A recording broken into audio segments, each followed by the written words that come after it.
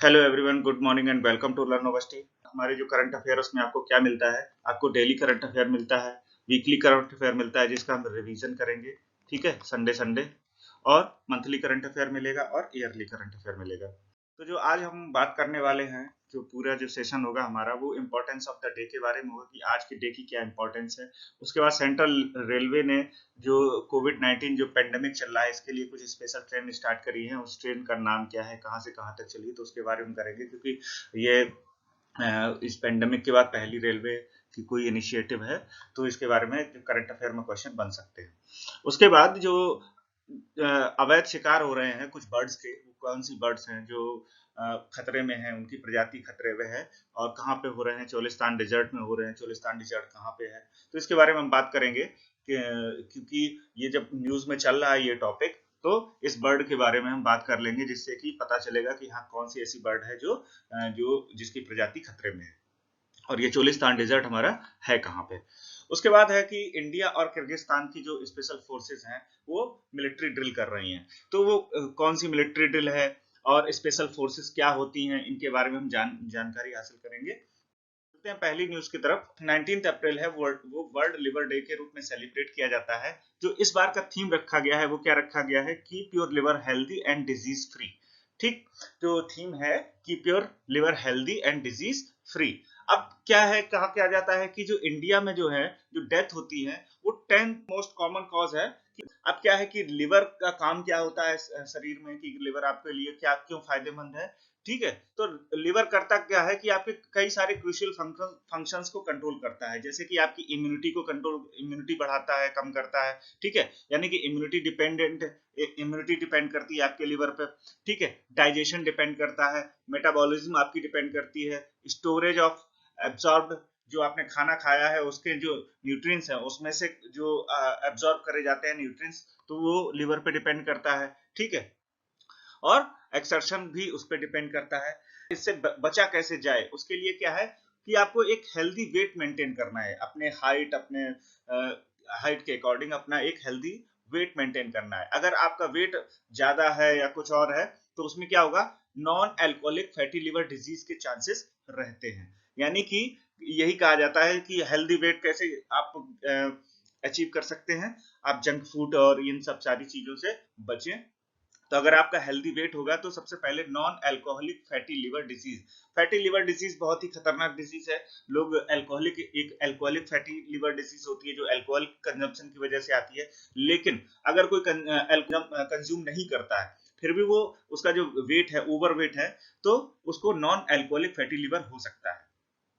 उसके बाद क्या है, दूसरा क्या प्रिकॉशन है? ईट अ बैलेंस डाइट। अगर आप जो खाना है वो बैलेंस डाइट के रूप में खाएं, यानी कि एक आपका नियम हो खाने का कि ब्रेकफास्ट, लंच, डिनर और जो भी आप जैसे भी करते हैं वो एक रूटीन में करें, तो आपको लिवर डिसीजेस से बचाव रह सकता है। ठीक है, अब क्या है, जो आपको कैलोरी मील्स, ज्यादा हाई कैलोरी मील होते हैं, जो हाई कैलोरी का खाना होता है उसको अवॉइड करें। सेचुरेटेड फैट, जो फैट होता है उसको अवॉइड करें। ठीक है, रिफाइंड कार्बोहाइड्रेट्स जो होते हैं, ठीक है, जैसे व्हाइट ब्रेड हो गया, व्हाइट राइस हो गया, रेगुलर पास्ता वास्ता जो भी चीजें होती हैं इनको ज्यादा अवॉइड करें। और शुगर भी आप कंट्रोल में लें। ठीक है, और दूसरी चीज है कि हेपेटाइटिस बी एंड सी से बचाव रखें। ठीक, यानी कि हेपेटाइटिस बी और सी कहां से आता है? Avoid blood to blood contact, यानी कि किसी दूसरे का रेजर आप यूज कर रहे हैं, और भी जैसे जो भी चीजें हैं कि आप ब्लड टू ब्लड कांटेक्ट को अवॉइड करें। उसके बाद जो लिवर के लिए जो हेल्दी डाइट होती है वो क्या होती है? ठीक, जैसे आपके गार्लिक हो गया, ठीक, ग्रेप फ्रूट हो गए, कैरेट, ग्रीन लीफ वेजिटेबल्स जितने होते हैं, एप्पल, वॉलनट्स, ये सारे जितने हैं कि आप गार्लिक, लहसुन खाएं, अंगूर, गाजर, जितनी भी ग्रीन सब्जियां हैं, और सेव, और आपके वॉलनट्स जो भी हैं उनको आप खाएं, तो आपका जो लिवर है वो हेल्दी लिवर रहेगा। ठीक, ऑलिव ऑयल का यूज करें। अब हमारे इंडिया में ज्यादातर मस्टर्ड ऑयल का यूज होता है या रिफाइंड ऑयल का यूज होता है। ऑलिव ऑयल अगर आप खाते हैं तो हेल्दी लिवर रहता है। उसके बाद जो आपका डाइट है उसमें लेमन, ठीक है, lemon, lime juice and green tea, इनको यूज जो आप डाइट है उसमें शामिल करें। ठीक है, कैबेज, ब्रोकली, कॉलीफ्लावर जितनी ग्रीन वेजिटेबल्स हैं इस तरीके की, ठीक, ये खाएं। और हल्दी का यूज करें खाने में, ठीक। तो ये सारी चीजें हैं कि आप अपने लिवर को हेल्दी रख सकते हैं। उसके बाद जो सेकंड न्यूज है कि सेंट्रल रेलवे ने एक न्यू ट्रेन स्टार्ट करी है। वो ट्रेन का नाम क्या है? Oxygen express. इसका काम क्या है कि ये ऑक्सीजन को सप्लाई करेगी कहां से?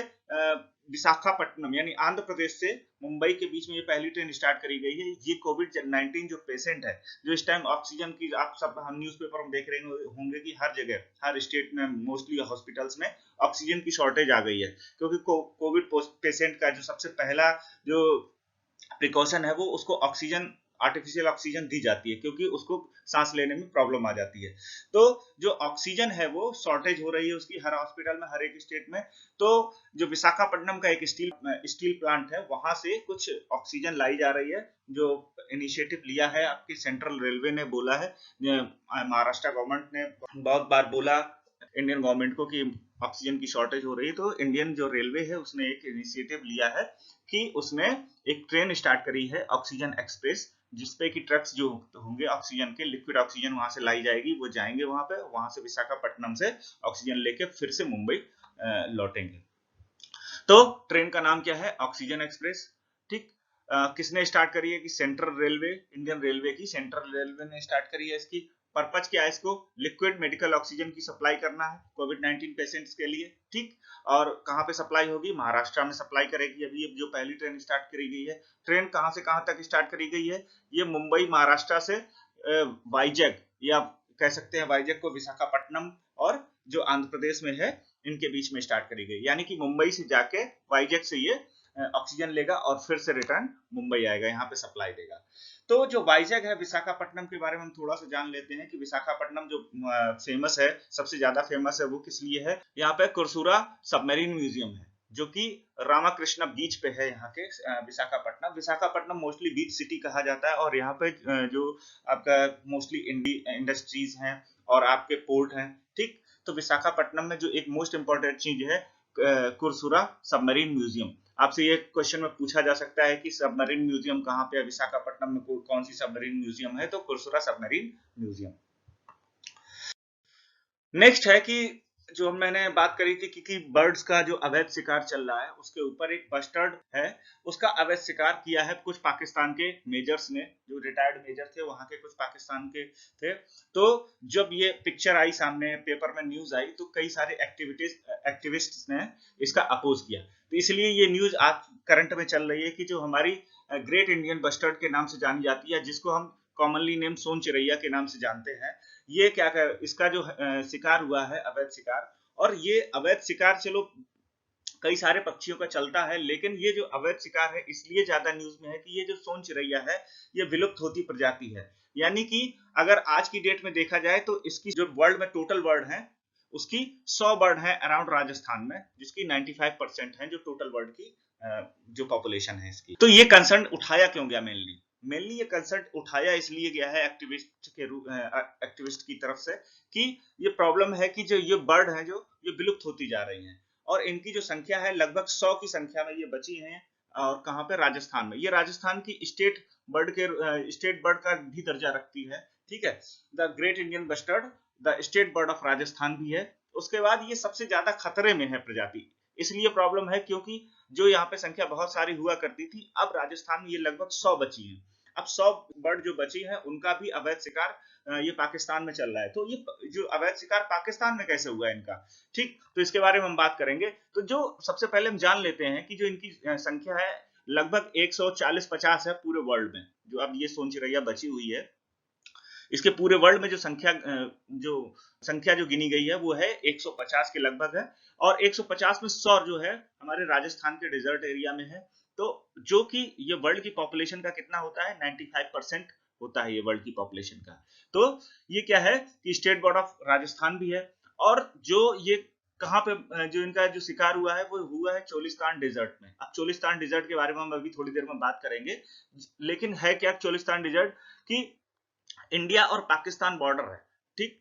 तो उसमें है क्या कि जो इंडिया का पार्ट है बीकानेर और जैसलमेर से लगा हुआ, और उसी से लगा हुआ जो पाकिस्तान का पार्ट है बहावलपुर का, वहां के बीच में जो भी आपका डिजर्ट है वो क्या है, उसको वो पूरा डेजर्ट एरिया, और वो थार डेजर्ट के एक रेंज में आता है। उसी में आपका राजस्थान में क्या है, डिजर्ट नेशनल पार्क है, और उधर चोलिस्तान डिजर्ट है।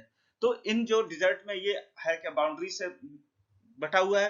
तो जो ये बर्ड्स हैं ये मोस्टली राजस्थान, जैसलमेर और बीकानेर के रीजन में रहती हैं, और ये खाना ढूंढने कभी कभी चोलिस्तान डिजर्ट में भी चली जाती हैं। जब वहां जाती हैं तो उनका अवैध शिकार हो जाता है। यहाँ पे ये एक प्रोटेक्टेड बर्ड है, वहां पे इनका शिकार हो जाता है। इसीलिए जो वर्ल्ड के एक्टिविस्ट हैं, जो पक्षियों या जानवरों के बारे में बातें करते हैं, वो सारे इसके खिलाफ अब हो गए। ठीक है, अभी हम बात कर लेंगे चोलिस्तान डेजर्ट और डिजर्ट नेशनल पार्क की मैप में, जिससे आपको क्लियरली पता चल जाएगा कि हाँ ये इनकी जो लोकेशन है वो कहाँ कहाँ पे है। तो सबसे इंपॉर्टेंट बात हम एक और कर लेते हैं कि ग्रेट इंडियन बस्टर्ड जो है, सोन चिरैया जिसके नाम से जाना जाता है, ये है क्या, इसकी इंपॉर्टेंस क्या है। ये वर्ल्ड में सबसे अधिक वजन से उड़ने वाले पक्षियों में से एक है।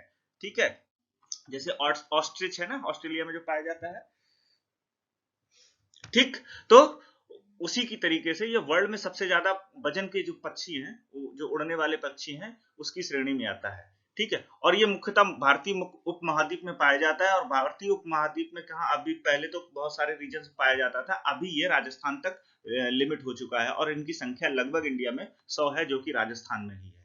ठीक है, तो जो इनका जो इनको खतरे की लिस्ट में रखा गया है, किसने रखा है, तो रखा किसने है, अंतरराष्ट्रीय प्रकृति संरक्षण संघ, यानी कि international union for conservation of nature, IUCN। और हमारा जो इंडिया का है वन्य जीव संरक्षण अधिनियम 1972 की अनुसूची 1 के अनुसार इसे जो है गंभीर रूप से संकटग्रस्त की जो लिस्ट है उसकी रेड लिस्ट में रखा गया है इसको, यानी कि ये विलुप्त होते हुए पक्षी हैं, इसलिए इस पे ज्यादा कंसर्न दिखाया जा रहा है। तो देख लेते हैं सोन चिरैया दिखती कैसी है। जैसा कि मैंने बताया कि सबसे ज्यादा वजन के उड़ने वाले पक्षियों में से एक है ये। तो ये इस तरीके का ये पक्षी होता है, आप बहुत लोगों ने नाम सुना होगा ग्रेट इंडियन बस्टर्ड या सोन चिरैया के नाम से। ठीक, तो देख लेते हैं कि जो इनका जो अभी जो हंटिंग हुई है रिसेंट, वो चोलिस्तान डेजर्ट में हुई है। तो चोलिस्तान डेजर्ट है कहाँ, चोलिस्तान डेजर्ट जो पड़ता है वो बहावलपुर पंजाब के जो है पाकिस्तान का रीजन है उसमें पड़ता है। जो हमारा DNP है, ठीक है, डेजर्ट नेशनल पार्क जो है, राजस्थान डेजर्ट नेशनल पार्क, वो कहाँ पे है, वो इस एरिया में है। ये बीकानेर जैसलमेर का जो एरिया पड़ता है, जो थार डेजर्ट का ये एरिया है, इस में है। इसी डेजर्ट का कुछ पार्ट जो है ये पाकिस्तान में आता है। ठीक, तो ये जो पाकिस्तान वाला पार्ट है ये क्या है, चोलिस्तान डेजर्ट है। और इसी डेजर्ट में जो यहाँ से पक्षी हैं वो यहाँ पे खाना खोजने चले जाते हैं, इस ग्रीन जो ये ग्रीन बेल्ट है, तो यहाँ पे इनका शिकार किया जाता है।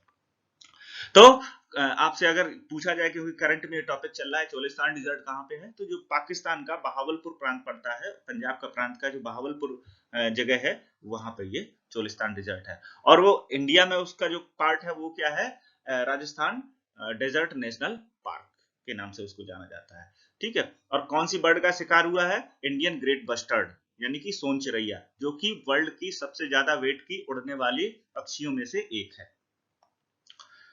तो नेक्स्ट हम देख लेते हैं कि जो हमारी स्पेशल फोर्सेस हैं इंडिया की और किर्गिस्तान की, वो एक सैन्य अभ्यास कर रही हैं। तो सैन्य अभ्यास जो कर रही हैं उसका नाम क्या है, खंजर है।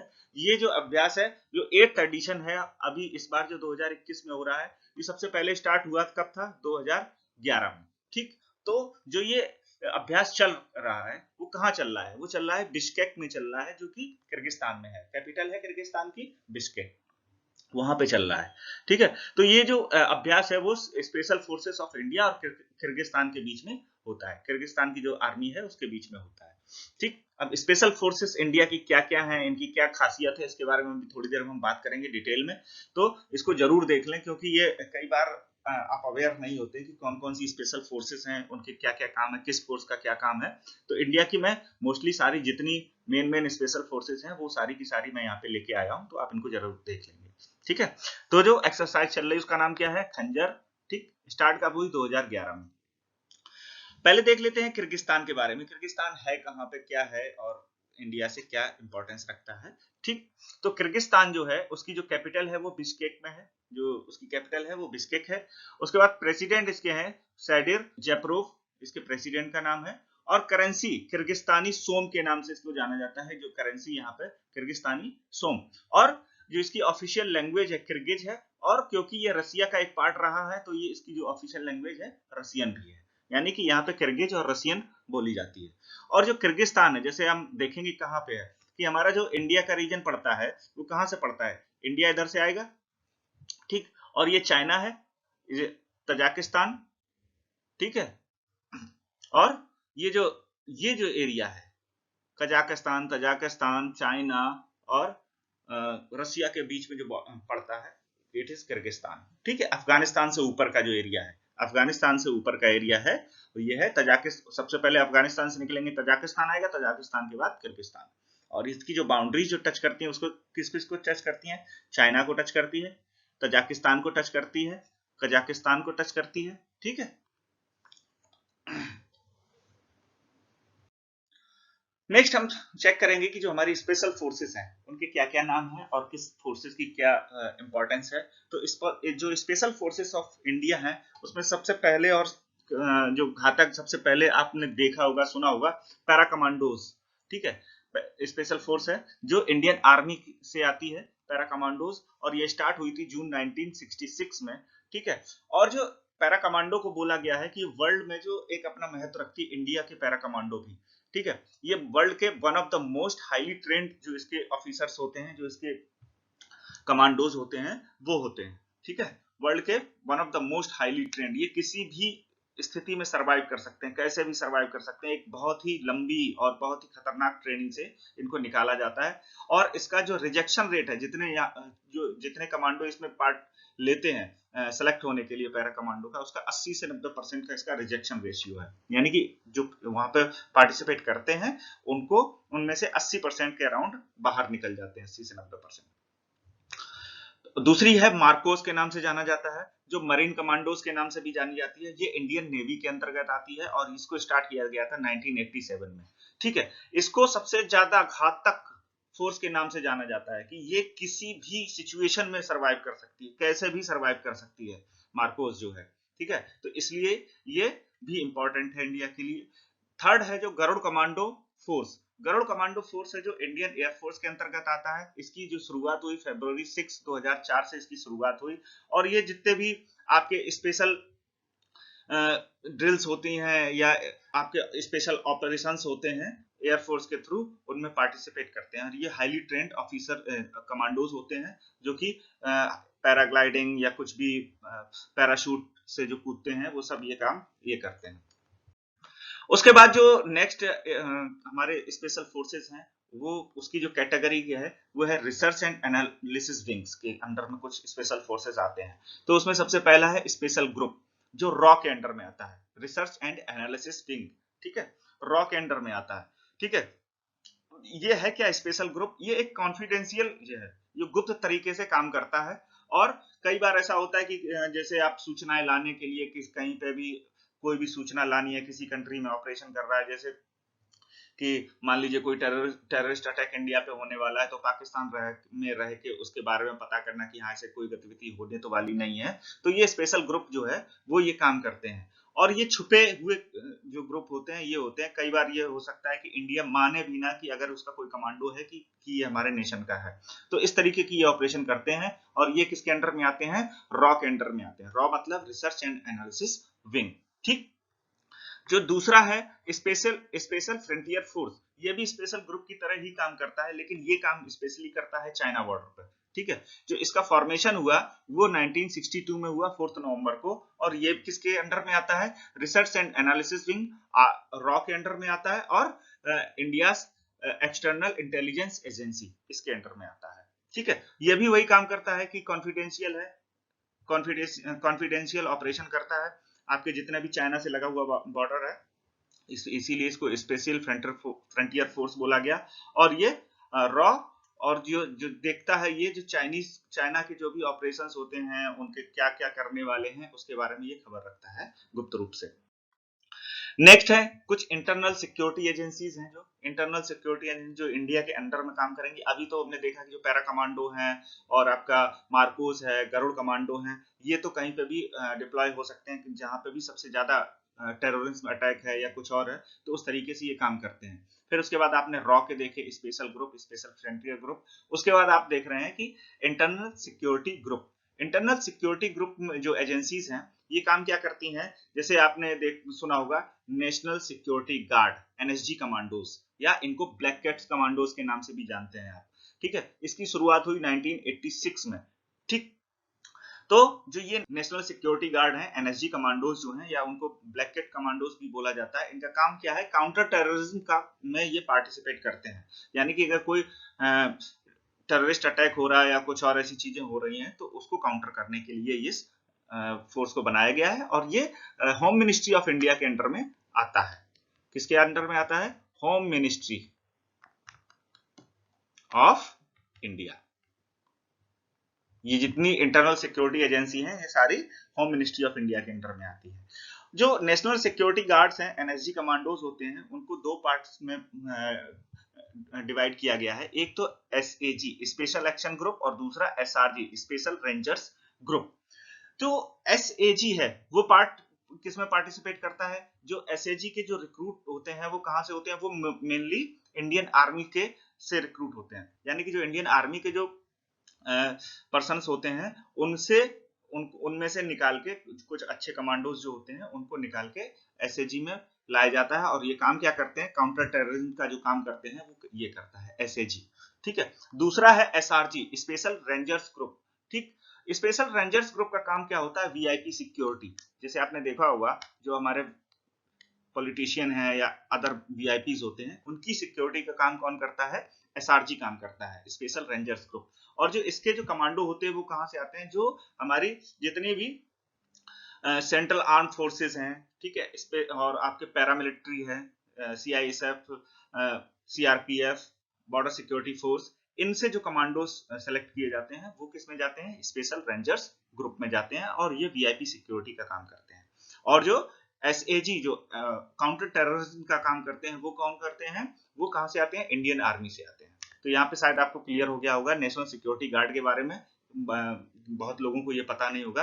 नेशनल सिक्योरिटी गार्ड 1986 में स्टार्ट किया गया। इसको दूसरा नाम इसको ब्लैक कैट कमांडो के नाम से भी जाने जाते हैं। ये काउंटर टेररिज्म पार्ट करता है और इसके दो पार्ट होते हैं, एसएजी और एसआरजी स्पेशल एक्शन ग्रुप, जिसमें कि कमांडो मिलिट्री से आते हैं, इंडियन आर्मी से आते हैं और उनका काम है काउंटर टेररिज्म का काम है।